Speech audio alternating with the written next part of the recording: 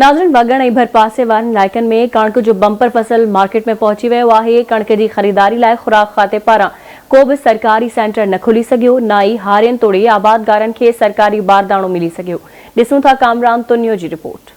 वगण ऐं भरपासे जे नंढनि वॾनि ॻोठनि थड़ी हाशिम, चौदेरो, यारोदेरो, आली खबड़, मलूक तुनियो, सोबदार जतोई, वका मोरी, खेरो खान जतोई, जाफरानी, कबूल तीवड़ा, अली असाबो, डातू तीवड़ा, माई दरबान समेत ॿियनि ॻोठनि में लखें एकड़नि ते मुश्तमिल कणक जो बंपर फसल पची रास थी विकिरो थियण लाइ मार्केट पहुचणु शुरू थी वियो। पर हींअर ताईं वगण में कणक जी ख़रीदारी लाइ सिंध सरकार जे खोराक खाते पारां को बि सरकारी ख़रीदारी मर्कज़ न खुली सघियो ऐं न ई वरी हारियुनि खे सरकारी बारदाणो मिली सघियो। सिंध जो खोराक खातो हर साल वगण में बि कणक जी ख़रीदारी लाइ सरकारी मर्कज़ खोलण जो ऐलान कंदो आहे, पर संदसि अहिड़ो ऐलान हर साल जीअं हिन साल बि हवा में उॾामी वियो। गुज़िरियल साल सावणीअ जी मुंद में पयल तूफ़ानी बरसातुनि सबबि सारियालो फसुल त न थी सघियो, जंहिं करे मिसकिन हारी तमामु घणो कर्ज़ी बणिजी विया। जॾहिं त कणक जो बंपर फसल तयार थियण बैदि ग़रीब हारियुनि जे चेहरनि ते मुर्कूं सजाइजी वयूं,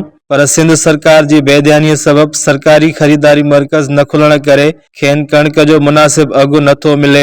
हारियुनि जो चवणु हुयो त कणक जी पोखाईअ खां कटाईअ ताईं तमामु घणो ख़र्च थिए थो, पर खेनि मुनासिब अघु नथो ॾिनो वञे। हारियुनि आवाज़ टीवी न्यूज़ सां ॻाल्हाईंदे चयो त 5000 खन घटि में घटि असांजी रक़म हुजे न 4000 में पूरी नथी पए। सारण वारो फसल असांजी ॿुॾल हो, इहे सभु कुझु रख ते वरितो आहे। कणक जो ॿिज रख ते वरितो आहे, हर पार बाण भितर सभु रख ते आहिनि। रख ते 4000 में असांजी पूरी नथी पए। हर शइ महांग लॻो पियो आहे। हर शइ गिहु तेल साबुण जेकी शइ वठो साई महांगी थी मिले। 4000 रुपया मोना कणक माशाल्लाह भली थी आहे। रात ॾींहुं बनी पिया पूरी कान थी पई। महिरबानी करे कणक जी अघ खे थोरी चानस ॾियो। 5000 को त असांजो कर्ज़ बर्ज़ लहे, पुराणा सुहिणा कर्ज़ लहनि, असां कुझु पाण झलियूं, पाण वठूं, कुझु कयूं।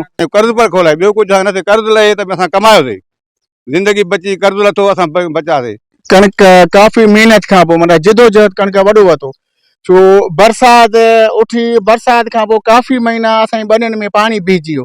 पाणी बीहण जे करे पाणी ख़राबु थी वियो ऐं ज़मीनूं बि असांजो ख़राबु थी वियूं। सारियुनि जो फसल न थियो। कणक असां हिकिड़ो दफ़ो छटीसीं, उहा ख़राबु थी, उहा न फुटी, ज़मीन में ज़ारा थी, न फुटी। उन खां बाद में ॿीहर असां ॿिज छटियासीं, अलहमदिल्ला कणकूं फुटूं, पर कणक ख़र्चो वॾो खाधो। उन खां बाद में असां हिनखे DAP भाण ॾिनोसीं, पाणी ॾिनासीं, यूरिया भाण ॾिनासीं ऐं ज़हर जूं दवाऊं विधियूंसीं।